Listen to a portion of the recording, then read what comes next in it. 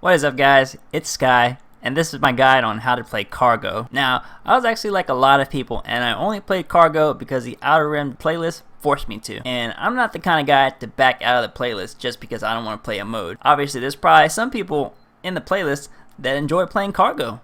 And I know there's a lot of people out there that love Cargo. So basically, Cargo is capture the flag. Rounds last 15 minutes and you have to go grab the enemy team's cargo and carry it back to your base to score. The number one tenet of playing Cargo: forget about your kill to death ratio. And that's not to say that gun skill doesn't matter. Gun skill is very important. So is playing smart, sticking with your teammates. But if you start worrying about your kill death ratio too much, it's going to keep you from being aggressive. And in my opinion, Cargo is the most fun and you'll be the most productive if you're aggressively pushing the enemy cargo.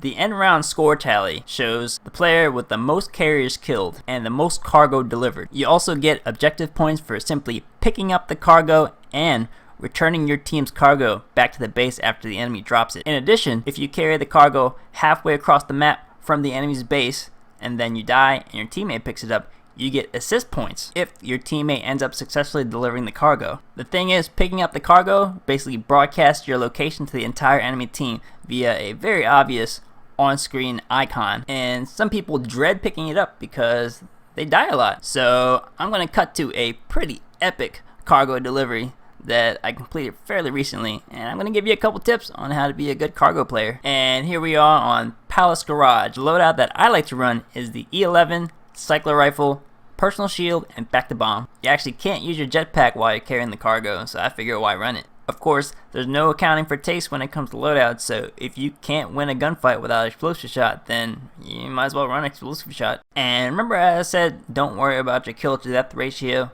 Well, that's true when you're carrying the cargo, but when you're pushing up, you should worry about your kill to death ratio. Play tactically and play smart. Your team should definitely try to be aggressive. In a public match environment, it's really hard to coordinate with your teammates, but just keep an eye on them via your minimap and don't push up too far on your own. In a team game, it always pays to stick with your team. If you notice the minimap, I'm waiting for my teammates to catch up before I push up any further.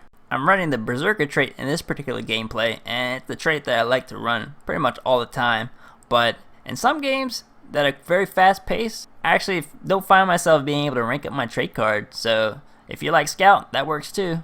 And in my opinion, the name of the game is pushing toward the enemy cargo. When your teammates die, they'll respawn back at base, so you can let them worry about defending your cargo. Sometimes, if your team's pretty good and you're aggressive, your whole team can rush the enemy cargo together. But other times, your teammates may end up dying, and then you'll be by yourself in the enemy base.